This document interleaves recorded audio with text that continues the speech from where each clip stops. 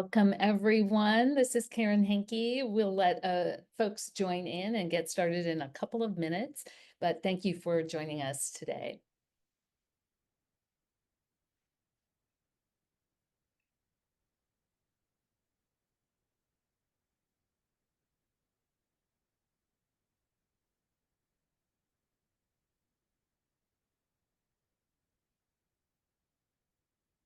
Wonderful. Please share where you're calling in from in the chat.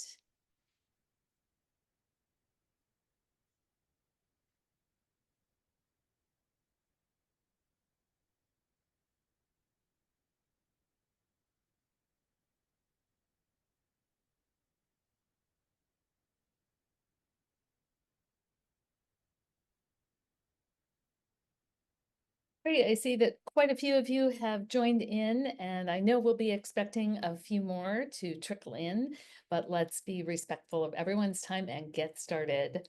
Welcome, everyone, to Findham's first Experts Forum. We appreciate you taking the time to join us today. We'll be taking a look at the latest research from recruiter.com with Tiffany Hinman, John Phillips, and Matt Charney. My name is Karen Henke, editor of the shortlist here at Findham. And for those of you who are just learning about Findham for the first time, we're the only AI talent acquisition solution powered by 3D data.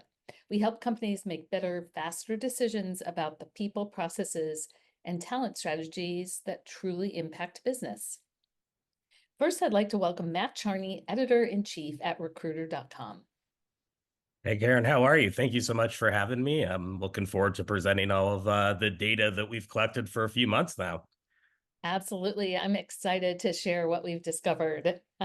With us today, Findham is thrilled to support this first benchmark research project for recruiter.com. And Matt and I are joined by two amazing leaders who have so much experience that they're here to share with us.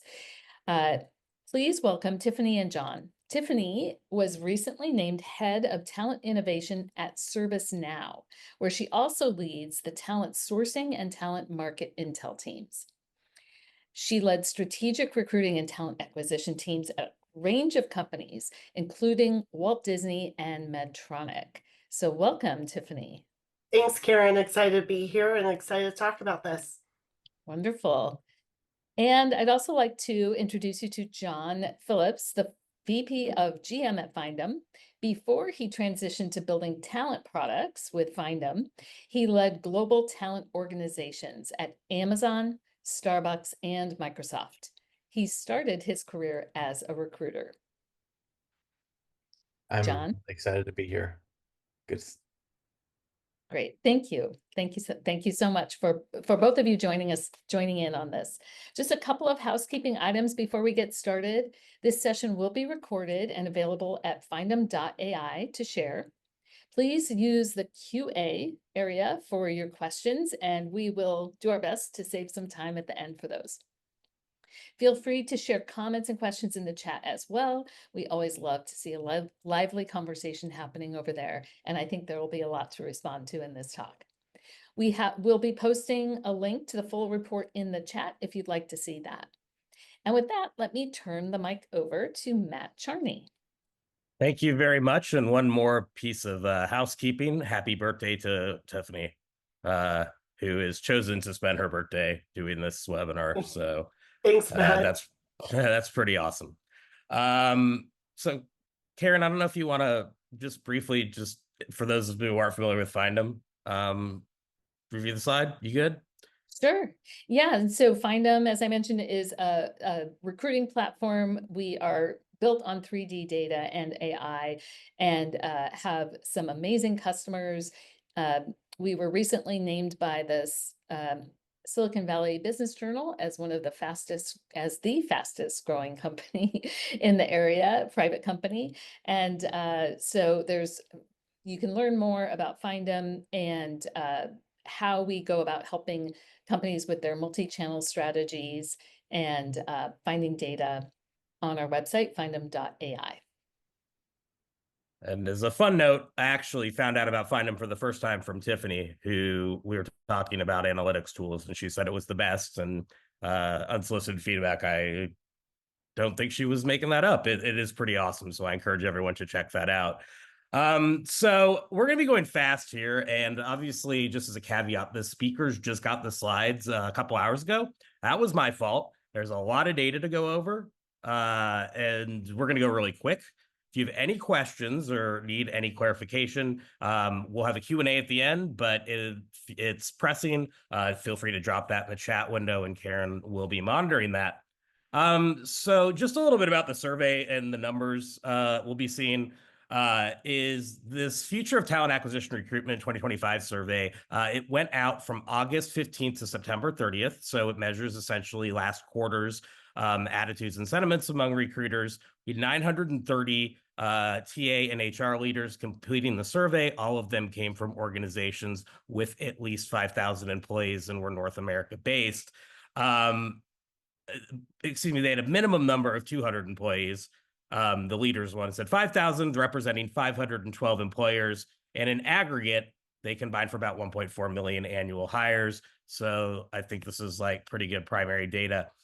If you download the report, and reason Tiffany's on the call, we actually once we got the data, that's great, as we'll discover, to have quantitative stuff, but we wanted to really add some like context, some anecdotes, and some perspective around that, as Tiffany and John will be doing today. This are the companies that were represented on this advisory board, and some great quotes from the leaders of those companies if you download the full report.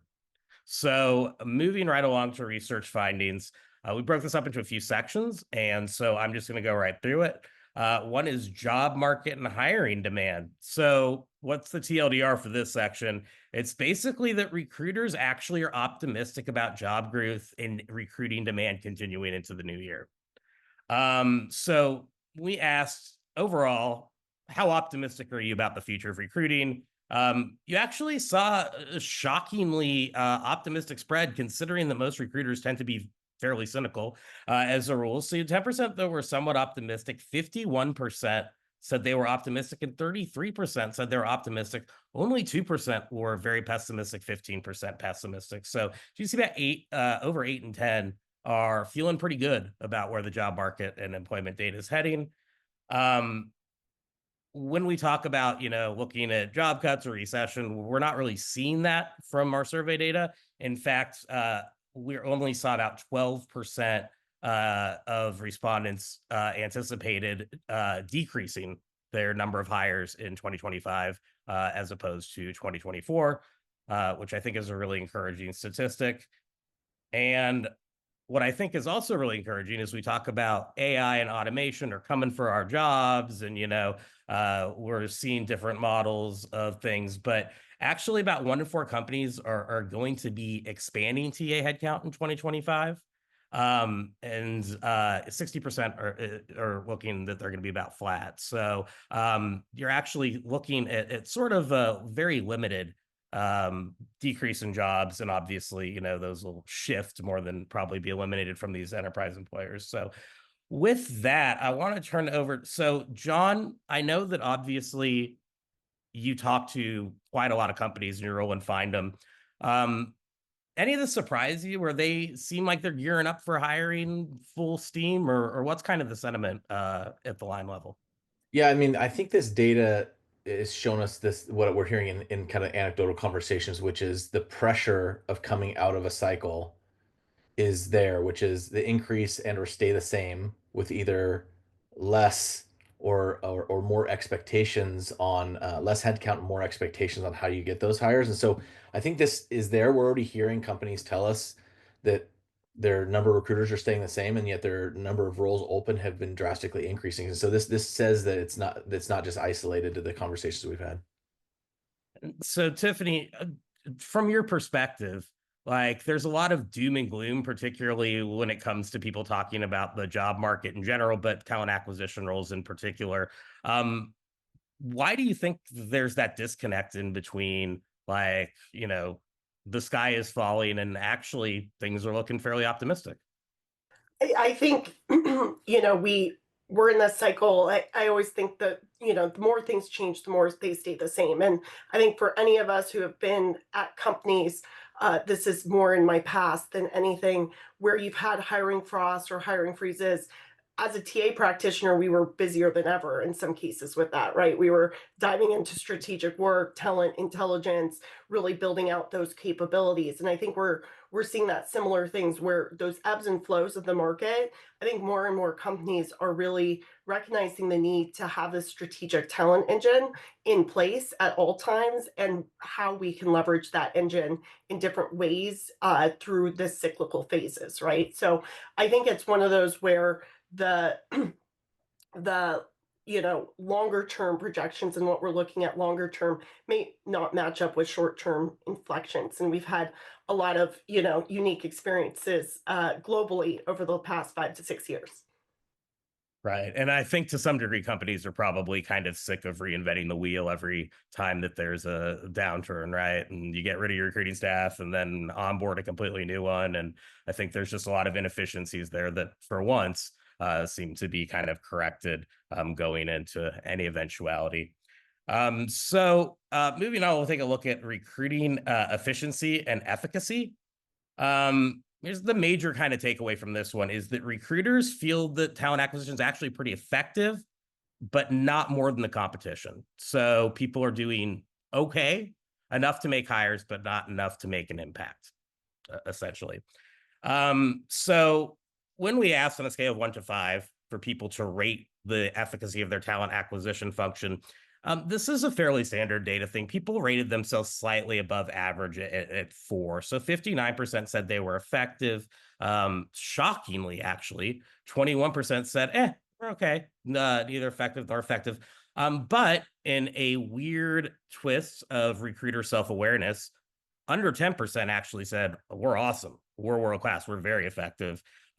Which actually just beat the people who cop to being really ineffective or just plain ineffective. So interesting spread there, but all in all, sitting at about 3s and 4s on that scale. When we asked the people who responded to that question, and the way we did it was people who had 3 and up, we asked them, hey, why are you effective? People who had 3 and under, we asked, why are you ineffective? And it kind of broke down like this. So recruiters are actually most likely to credit process when it comes to being an effective hiring organization. So 61% said our hiring process is what makes us effective at recruiting. 58% said it was really good open communication, collaboration between all the people on the hiring team. Interestingly, technology and analytics came in a pretty distant third on that list. And alignment of candidate skills with business needs, positive candidate experience, employer brand reputation, and then we'll hone down on this a little bit, but kind of finishing the least likely to get credit for effective hiring was diverse and inclusive candidate pipeline, which actually undermines some of the stats we'll be looking at in a second. So process is apparently what makes companies effective. When we asked what makes them ineffective, it's actually the technology and analytics piece, which I think is really interesting finding. So about 2 and 3 respondents said, we're not effective because we aren't great at technology and analytics. And then you see a much different spread here: inability to align candidate skills with business requirements, processes are not great, lack of DEIB candidates, a negative experience or employer brand, poor hiring process, lack of collaboration, or other. So with that, Tiffany, why have you? I'm just kind of curious. Is this something that you're seeing? We talk almost all the time in recruiting about technology, very little about process. Does it surprise you that so many people credit process over technology for driving efficiencies? Yes and no. I think they're so intertwined. I think typically what I see, even when I'm rolling out or have in the past rolled out and implemented new tech, is sometimes we try and take existing processes and force them into the tech solution, or vice versa. Ask the tech solution to follow a process that tech solution doesn't actually merge with, right? Instead of thinking about how can we leverage this moment in technology to reinvent and challenge that process and that experience layer across hiring leaders, talent, and the recruiters themselves. So it's somewhat surprising, but also I would go into, okay, why, right? Why do we feel the tech is not the right fit or is leading to that inefficiency? Is it because we're trying to create a process to fill a gap in the technology, or vice versa? We might be trying to leverage technology to fill a gap in the process or a gap in the workflow that tech alone won't solve. So I think it's a little bit of a chicken or the egg situation.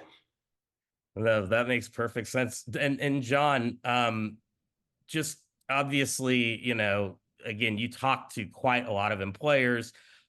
Curious about the ineffective use of technology or analytics. Does that surprise you as being a major barrier? Or is that something that you hear fairly often? No, I think we hear it very often, but I would say that it's connected to the first part, which is we love our consistency and we love our processes. And so whether that's a technology enabled process or whether it's a manual process, we love to do what we already know how to do. And we're seeing exponential change in technology and the rate of that, and exponential growth in the need for really good, clean data. And I think that that's causing a little bit of like an aversion to change, which is I don't know all of what I need to know on this technology. It's ineffective because it's new. Not necessarily that the technology is ineffective, although we do see a lot of ineffective technologies out there. But really, it's like I know what I know. I know how to do it. I've always done it this way. And then all of these technologies are now becoming, maybe for the first time in a while in recruitment tech, really disruptive to the way I do my process. And so I see those things as Tiffany said, I see those as kind of connected in a way. Right. And then obviously you have a lot of companies who buy solutions without aligning it to an existing problem or part of their process, which inherently creates a problem, which I imagine is an effect Great. that probably seen a lot there. Okay, section 3, the evolving role of recruiters. There's a lot of good data in this, so I cut out stuff that I wish I could share. But essentially, the finding is recruiters may have reached a productivity tipping point. We've all been doing more with less for about 3 economic cycles now, and it turns out the fulcrum kind of maybe turning. So when we ask like what are the most critical obstacles to hiring at your organization today, um, this was the list. It was pretty evenly spread out, actually. And so if you wonder why these numbers, by the way, sometimes are over 100, it's because they could pick multiple options. But of respondents, by the way, 44% said meeting DEI goals, number 1 challenge. Number 2 challenge, lack of qualified candidates. 3, applicant flow, which is interesting. We'll get into why in a second. Talent pools or pipeline, compensation not competitive. And then, it kind of breaks down from there. Interestingly, the smallest hiring goal in here, I would have probably ranked higher had I guess, which is the application process is pretty difficult. So, kind of moving on for that, we ask what changes have you experienced the most this year? Like in the last 12 months, what have you seen is the biggest change to hiring? Basically, kind of the first two, a paradox between more volume of incoming applicants, but at the same time, while we have more talent to choose from, we're actually slowing down our hiring process, or even in some cases canceling recs. And then, kind of closely behind that are people are feeling the consolidation of tools and tech, and then really focusing on creating candidate pipelines and talent pools as opposed to filling recs just in time. So kind of benchmarking against future needs. Just going back to this one, John, I'm curious. This was kind of something we talked about briefly before the call, but it seems to me that like the top 4 goals here are almost beyond a recruiter's control. So I'm curious, like when it comes to defining critical recruitment obstacles, do these ring true to you? And if not, like how would you diagnose kind of what your real problems are versus perception? Yeah, I think that they're coming up in a lot of different ways, but as I look at these areas, the areas that are, I'll call them uncontrolled, are are when you are looking at what the economy is kind of doing to you. So like the increase in volume of kind of noise in the system is causing us to need better filtering and better systems, better applicant flow tools. Like there's a level of that we've opened this floodgate of applications, and it's not helping us do these very precise things, which is qualified candidates and DEI goals. And those are intertwined, and saying like how do you find the best out of this massive pool that's coming at me? And we're coming out of an area where we used to be scarcity, where you were having to source directly so many because you weren't getting enough applicants. So I just think it's all like, I don't know if I'd put it into it's not controlled in this section, but it is an area that says you're being overwhelmed by the level of volumes, and you're still trying to do a very precise task, which is I need to hire a person that is qualified, and I need a diverse slate of candidates, and I need like those things are very precise things with very volume mechanisms coming at you. So that's kind of the way I see this kind of coming through the survey. Sure. And Tiffany, I want to throw this to you because I imagine at ServiceNow you're seeing literally, I'm sure, hundreds of thousands of applications, if not millions, flow in every year. Help me understand why, per the second slide, the biggest change is this giant uptick in applicants coming through. But at the same time, we seem to still be saying that applicant flow and talent pooling is one of our biggest challenges. Help me understand how both of those can be true at the same time. Yeah, I think there's several things. I think yes, you're right. We've had a huge increase in applicants. I think partly because of this broader trend, but partly because ServiceNow as a whole is gaining more visibility in the market. So we were over 1 million applications last year, and that obviously is quite a bit for our teams to work through, right? And do so in a really efficient and timely manner. When I look at this, again, I'll always go back to wanting to dig into the data and really understand the why. But I think there's this we're at this inflection point where we have talent who truly believes the best way for them to move forward with an opportunity is to apply to as many jobs as possible, right? I think they're feeling this volume game that if I apply to 100, I might get 1 or 2 interviews, right? And then on the flip side, we have these AI enabled tools which are allowing people to leverage AI to apply for jobs as well. I'm not saying that's in every case, but many of those cases.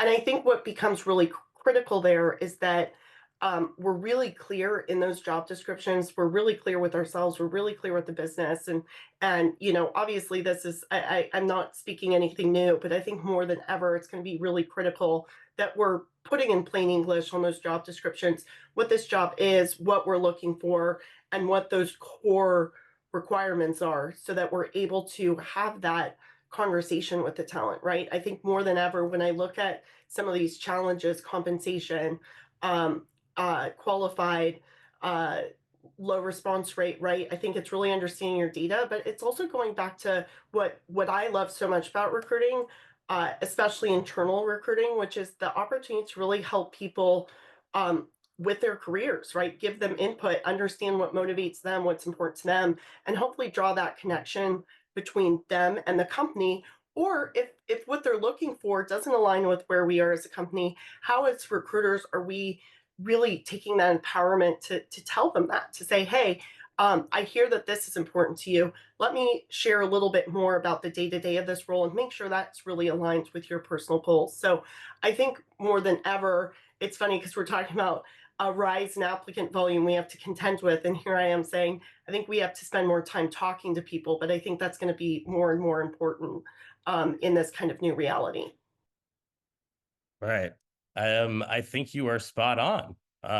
Which is great. So, um, uh, just so you see, there's the trending, and everyone is getting more applicants. It's not unique to you.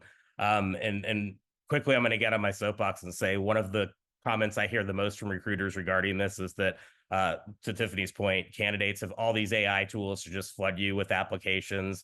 It's like, until you don't use stack ranking and like ChatGPT to do submissions or anything like that, you're being slightly hypocritical. So if you're using it to recruit, I would knock candidates for using it to apply. Moving on. So, talked about application process being sort of an issue for a lot of companies. Just quickly talking through these, one thing we saw was that a lot of candidates who'd be otherwise qualified and fixing some of those problems actually just don't get through the process at all. And I think we've all experienced this, but it bears repeating. The application process is too long and overly complex, poor applicant experience, and then we have kind of, to Tiffany's point, just bad fit stuff. So either the job description's like ambiguous and doesn't fit what they're looking for. They're seeking a hybrid job and it's on-site, or they're seeking an on-site job and it's hybrid. I don't know who those crazy people are. And then interestingly, tailing at the lead is the application process in 2024 is not optimized for mobile. Tiffany, just out of curiosity, what have you done personally to audit your own application process? Like, what advice would you have to make it a little bit more simple? Yeah, I think in general, it's just really getting that voice of the candidate, as well as really understanding that whole workflow, and why certain things exist, right?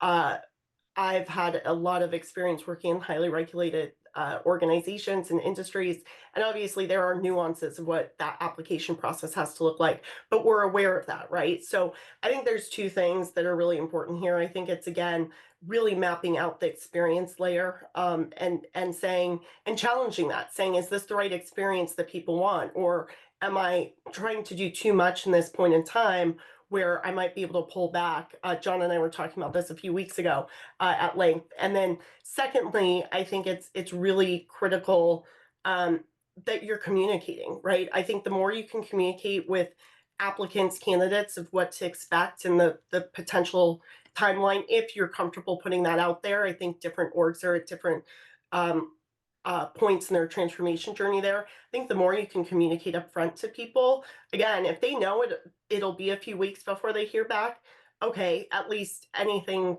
before that is a plus, right? So I think those are two really critical pieces. Sure. And John, I'm curious because I know that you've obviously been doing talent acquisition for a while. Candidate experience is one of those nebulous terms that keeps coming up in pull after pull, and we always talk about it. Given the fact that, you know, people are applying to so many jobs now and oftentimes not even remembering that they applied. I think I saw the statistic, the average person's applying 218 jobs before they successfully land one. Does it still matter? Yeah, I'm big on the candidate experience, but I think the candidate experience isn't just about the physical times you're talking to the candidates, but it's actually about what are we putting in front of these candidates. Like one of the things we've known and we've talked about for a really long time, and yet we've not solved it in recency, is that the job description is a terrible expression of the job you're actually going to hire them to. They tend to become compliant oriented.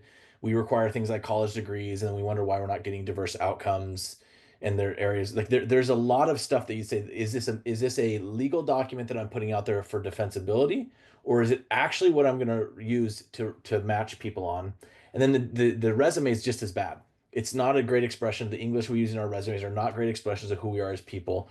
And I think that those areas lead to all these downstream bad experiences. So it leads to waste in the recruiter where they're talking about it and the candidate's getting a bad experience because they either get filtered out because they thought they were qualified and they're really not when we do our kind of secret recruiter lens on it, or they're serial applying to things because we've created that problem, or they're getting, knocked out of the process and having a negative experience because they truly should never have been in that process at all.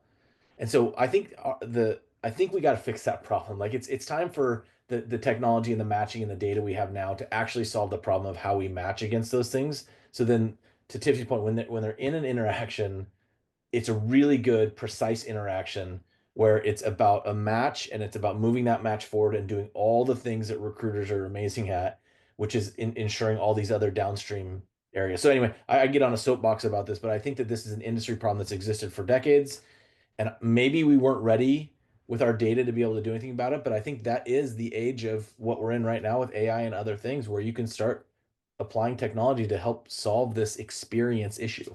But it's not better brand, it's not better words on a page. It's really about using technology to better match people.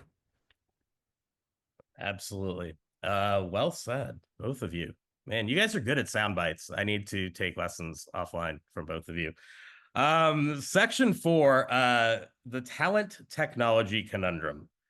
Kind of major finding of this section is that we've become much more reliant on TA Tech, as you've heard as a recurring theme. It's become much more ubiquitous in our processes and our decision making. But that's also created some increased scrutiny on the tools we're buying and how they're performing. So that's a trend that we're starting to see. Look at that amazing misspelling of metrics there.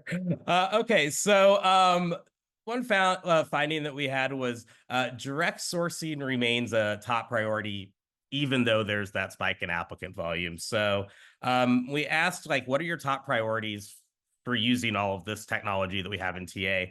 Interestingly, direct sourcing and passive candidate outreach, number one with a bullet. Application management, I think that makes sense. That goes back to the process thing we were talking about too. Tracking metrics and using the old English magical spelling there to improve hiring outcomes, is 2/3. Reducing time to fill, increasing diversity, nurturing qualified talent, reducing bias, and improving hiring manager alignment. So these are kind of the use cases that people really are looking at optimizing or selecting technology for right now. But apparently not one tool does everything well. So we asked, how many paid technologies do you currently have in your recruitment stack? 43%, and this skewed heavily towards the smaller employers, were under 5. 34%, 6 to 10, 17%, 11 through 15. So about half, between 6 and 15 paid technologies in their stack, and 6% somehow over 20. Hope they have somebody managing those relationships full time. And then we asked, like, why are you having trouble really seeing the impact that you're looking for those use cases when you go out and get the technology? This seems to be a constant, but not enough budget came out number one. Workflow or process gaps, lack of integrations, number 2. And then kind of let's say a 3-way trailing tie here. Low visibility into actual product performance or end user adoption, lack of training or vendor support, or too many technologies and too hard to use. What's interesting is that talent acquisition budgets have actually stabilized. So obviously we want to do more, but we asked, like, what are those going to look like in the next 12 months? We actually saw most people think they're going to stay about the same. And then a little bit more slightly decreasing than slightly increasing, but overall really looks like spend has stabilized. And this is a slide we pulled directly from the report. The spend in this space seems to be really shifting from direct sourcing to recruitment marketing related activities, sort of across the board. You look at increases and decreases relative to category. So John, I'm curious, when you're kind of just looking at these use cases that people are looking at for technology, do you think that these align pretty well with the most significant, like, challenges that technology can solve? Or do you see anything that's missing or underrepresented on here? Yeah, I don't know if I see anything that's missing, as much as I see that this feels like it's the consistence over time, that is still, it's like problems that are yet to be solved really effectively. And we're seeing that, and yet it's in a perspective where, like, when in one of the slides that talked about, like, not enough budget work, like, there's some these barriers that you showed was really, and the number of tools, like, that is a problem that has to be, like, consolidation is something that's important. I think the way you used to have to use 5 different tools or 5 different sourcing channels, because the channels were the only way to find the people. And the reality is, people's digital fingerprint, as I like to call it, is changing. It's not just held hostage in a resume database or on LinkedIn or something. The access to people's data is growing and growing exponentially, And so I do think that there's like moments of embracing that kind of thing to consolidate and not have to be held hostage by these like databases of people that you can only get to through a tool purchase. We'll start consolidating some of those tools that you see. So that's the way I see it right now. We'll see how fast we move down that continuum, but yeah, I mean, it's we're producing people data at exponential rates, and it's not in the typical ways that we used to find them. And so I just think it's going to really disrupt this kind of conversation in this area. Sure. Tiffany, like obviously not having enough budget is always going to be sort of an issue, and it looks like one that people are perceiving they're going to kind of continue with regards to technology in the future. What advice would you give for a company to get the most out of their existing vendors and technology stack, even if their budget's flat or even slightly decreasing? Or is that an impossibility? No, I don't think I think it's really important. One of the things that's interesting is the 1 in 5, just about the lowest visibility into performance or end user adoption. Because to me, that's the first place I would go, right? Is saying, okay, with these tools, what percentage of my team is using them on in what I would expect them to be using, and then really going in that deep dive next layer and saying, okay, if they're not using it, why? If they are using it, what are they using it for? That's a big one. I've had experiences where the tool my team was using, they're using it for a different use case that was potentially either more expensive or less expensive if we went with another tool, and really digging into that. The other thing I would just say, I think that from a budget standpoint, I think the best thing we can do is think like the business, right? And really understand how can we make the case for a short-term investment of funds, but what will that pay off long-term in terms of capacity, efficiency, experience level? And so when I think about this and the tech slides, the thing I always look at is what are recruiters, what are TA professionals spending the bulk of their time on that could be like alleviated through technology, and then how do I quantify what that means for our capacity as an organization? So I think there's some different ways to look at this and approach it to the business in a different way. But if you don't have that option, I think it really is doubling down into your tech and understanding what your team's using it for, what the obstacles are, and then working with that vendor and partner on any training or enablement that you need to kind of advance that. Yeah. And another easy button that I would say is cut your LinkedIn recruiter license or your on-site spend. One statistic we didn't share in here from this technology section, by the way, is that the average enterprise employer right now is spending over 50% of their entire talent acquisition technology budget on that single platform. And at best, it's getting about 1 in every 8 hires. Doing the math, you'd actually be cheaper going to executive search based off of cost per hire basis. So that's going to be the easy one. So I think this was all really good segue into shining a light on analytics, which I know we're all kind of geeks about. And turns out recruiters are really confident in their data, but they don't actually know what they're measuring and how it stacks up from a benchmarking perspective.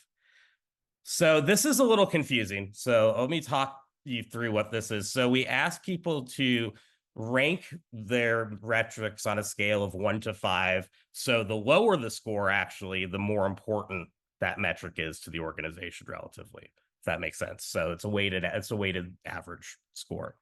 So the top priority metric we found was time to source, followed by offer acceptance rate, number of open requisitions, candidate engagement rate, and then finally, lowest priority among the top 5 listed. There were some that had only a couple in there, was source of hire. So source of hire, least important, time to source, most important.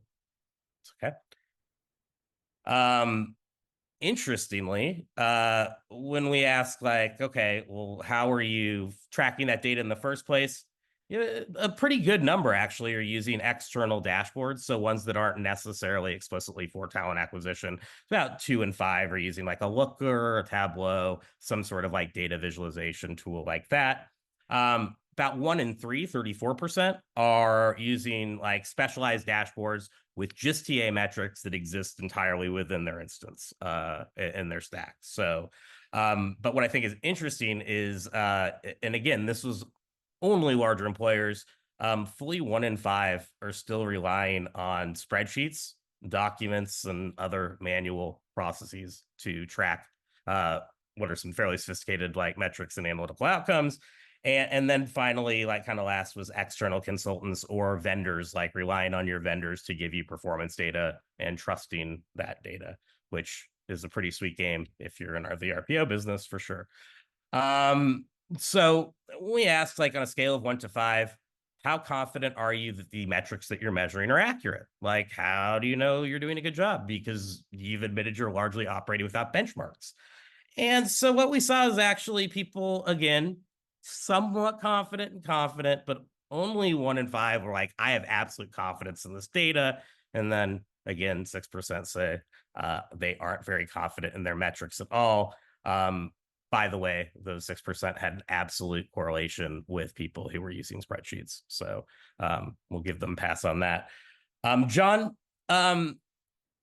just looking at sort of these metrics that are most important to organizations and recruiters right now, does this surprise you that we're still kind of continuing to track volume metrics as opposed to sort of bigger picture strategic analytics? Yeah, there's a little what I was a little surprised, and maybe it goes to the what's hard to measure is like what I didn't see here was like some of the quality of hire metrics or other things you would say like is really the way you're going to be judged at the end of the day as a TA organization is, are you finding us the right people? And that covers all other sins, frankly. Is if I feel like I'm winning more than my fair share of the world's top talent for my organization, then how long it takes to do that will start to cover up a bit. Now I understand the pressures of this economy right now is that speed is everything. I think speed is also the metric that we would indicate waste of funnel and all these other things are all based on how long you leave things open and losing candidates. So like these all make sense. I do think that source of hire has been such a focus for the last decade of like, do I really know where I'm putting my money in? Do I really know where I'm getting my people? But I do think that's starting to change, and so I'm not surprised on. I'm surprised it's as far as it is. I hear it a lot more, but I see that switching. So maybe this group, they seem to be the most optimistic group of recruiters I've ever seen. So maybe they're also the ones that are sheltered from the spend and like how am I getting from this channel and this channel? And so maybe there's some correlation there. I don't know. No, I think there might be probably a very high correlation. Like I said, like, yeah, this is like an employee engagement survey in terms of outliers.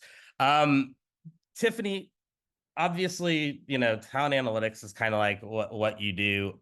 How, like, give me a brief checklist if I'm kind of just new to this or I'm trying to even make sure that I'm aligned. Like, what are some brief things that I can do to at least fact check and make sure that I'm on the right track with accuracy? I think it's just, I think, so I think there's a few things. I think one, it's first and foremost, when I think about talent data in general and what you're measuring, I think it's really understands your business, and what the business's focus is on around their talent strategy. Like, what is the business's talent strategy, right? Here at ServiceNow, we constantly say we compete for talent like we compete for business. So for us, that quality of hire, but also how we're getting the right people in the seats is really important. In terms of the accuracy, I think it's less a checklist. I think it's just to challenge the assumptions, right? Really dig into the data, and figure out what the narrative is behind the data. Because sometimes when I'm trying to tell a story from the data, that's where I identify those, something's not adding up, right? Something's a little off in terms of the systems. And then again, work with your, if you have internal product and tech teams, we have an amazing one. We have an amazing people insights team who's a huge partner to us. It's really kind of understanding where is that data being pulled from, and checking that accuracy. I think this is going to become really important. We'll talk about this, I think, in a little bit, which is this importance of data for us to leverage Gen AI. And so it's going to be really important that we emphasize to our teams that they're using the systems the right way so we can pull the data the right way. So I think it's, pressure testing the data with a narrative, uh, confirming and just constantly having those checks and balances to ensure your team's using the systems the right way so the data is extracted the right way. And three, I think it's just continuing to take the feedback, to talk to people outside talent, and say, hey, does this data make sense to you? Is this resonating? Is this impactful? I like to do that. I think it helps to get out of our TA brains because we're in the weeds in the data that sometimes we can lose sight of that larger business story behind it. Like 8 follow-up questions, but in the interest of time, we're gonna close this out here. Told you, Karen, that I thought we could make it through. So talent acquisition career paths. It's kind of the last one, but major finding takeaway here, not surprising. Things are kind of scary and they're kind of uncertain in talent acquisition today, at least according to the survey. We asked recruiters in the past year, have you been concerned about job security, either your own or within the talent acquisition function in your organization? Almost 3 in 4 said yes.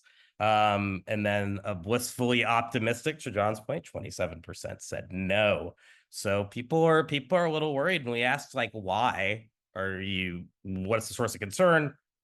Fairly obvious, but budget or resource constraints, reorging or organizational changes, workforce reduction, M&A, essentially things where I imagine you can see the writing on the wall, right? What I think was kind of interesting was the tech disruption from automation or AI, for all the hype and attention that's received, scored by far the lowest of all of the options that we offer. And so when we asked, if you're uncomfortable or you're feeling insecure with your job, what are you doing as a strategy to proactively kind of, make sure you're okay? And so, of the people, the 73% who answered that they had job security concerns, the tactics that they were using were two-thirds transparent, open communication. Interestingly, just over 50% said skills development or upskilling. 2 out of 5 defining goals and expectation, a third increased collaboration, information sharing, and then kind of, on down recognition, support for tech adoption, increased flexibility, work-life balance, and performance reviews, continuous feedback. So fairly standard, I would say, talent management sort of outcomes there. But when we asked, beyond how you feel, is your company hiring people in TA? As you saw, like, yeah, about a third are from the earlier slide, but like we asked, like, how's that break down? So this is actually interesting. About a third of companies said they're actually going to hire a recruiter. You're seeing, amazingly, 1 in 5 are going to be opening headcount in talent ops or talent intelligence in the next year. So that's actually by far the fastest growing kind of discipline year over year. Despite plans to cut sourcing, 14% said they're still adding sourcing, and then, kind of taking the tail there, employer branding, recruitment marketing in-house, and recruitment coordinators in-house who, think they probably could be largely eliminated with AI. But the one thing that we found when we drilled down on this data is that 0% of our 930 respondents said that they were anticipating hiring a new departmental head of talent acquisition, so anyone at director or VP level. So most of this growth is taking place in the middle and towards the emerging workforce side. So kind of seeing an interesting bell curve there. That said, 10 minutes we have left. I definitely wanted to get to the top takeaways, and I'm going to get through these, and then I'm going to turn it over to John and Tiffany for kind of last things. But feel free, if you disagree with any of these, obviously chip in. So basically, top takeaways: human experience still rules recruiting. Like, even we have AI. So basically, competitive differentiation is personalization and experience, right? The one thing AI can never do is create a culture, and that's how you recruit, right? A lot of us like to stick to the status quo, but don't fight change, embrace it. we talked about a lot of these, I think, checking the buckets, but reinvent recruiting. Just look at all the things that you do and try them differently. New job descriptions, team structures, processes, analytics, channels, technologies. Really, you're at a good chance to invent the future of recruiting. Data or it didn't happen. Like, if you can't align what you do with bottom line and business impact results, you're going to be fighting an uphill battle when it comes to winning budget, headcount, and job security. So focus on metrics that not only prove your value, but tie into the bigger business picture, which is, kind of the final point there. If you're not supporting the growth of the greater business, then you're a cost center. So you really need to work on aligning not only with like revenue and bottom line and talent needs, but also really just being specialists and spending as much time with your hiring managers and candidates and employees as possible. What got you here won't keep you here. So essentially, we're seeing sourcers, many of you, I'm sure, seen this, moving away from just working on building lists to becoming much more like research and analyst focused. So you kind of seen a bunch of that. Talent teams are starting to diversify. You're starting to see movement into the TA function from a lot of different places. A lot of MBAs are starting to move in, as well as people from general HR, even sales roles in an enterprise level. And so at the leadership level, we're seeing a lot of movement out into other roles as well, particularly general HR. And then sourcing should be a competitive advantage. 100% of our candidates surveyed currently is licensed LinkedIn recruiter. But the only way to gain competitive advantage is to have a distinct data set, right? So don't use the same tool as everyone else and you will be good. I want to throw that over. TLDR, like, John, if you have one piece of advice you can give our listeners, inclusive or an addendum to this, like, what can I do as a company to really up level my TA game, both as a professional and then also as a company? Yeah, well, that's actually a good question. So I think that a lot of what we just saw in this last section was there's a lot of things that were the worries of why I'm worried about my job or my career or other things, and all of those were uncontrollables.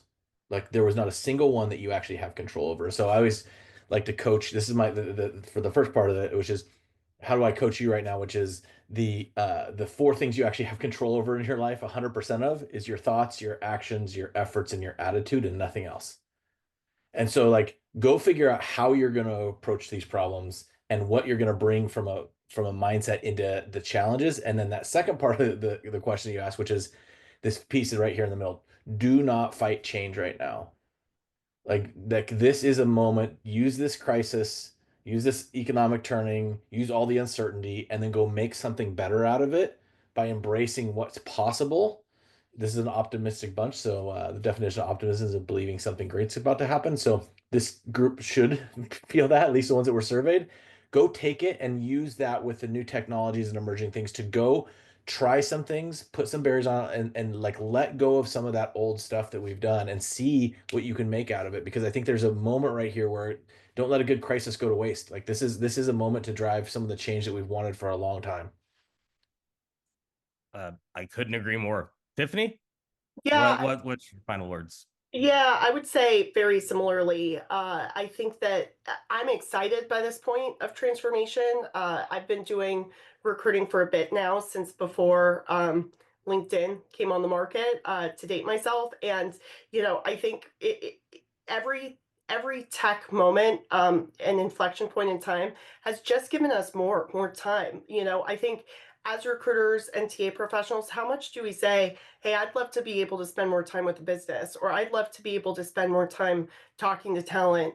This is going to allow us to take time on those value add opportunities. So similar to John, I think it's how can you lean in, and I think it's also okay if you're apprehensive about change. I think for me, it's really questioning myself of what's driving this apprehension. What are my fears, and how can I arm myself to kind of allay those fears, right?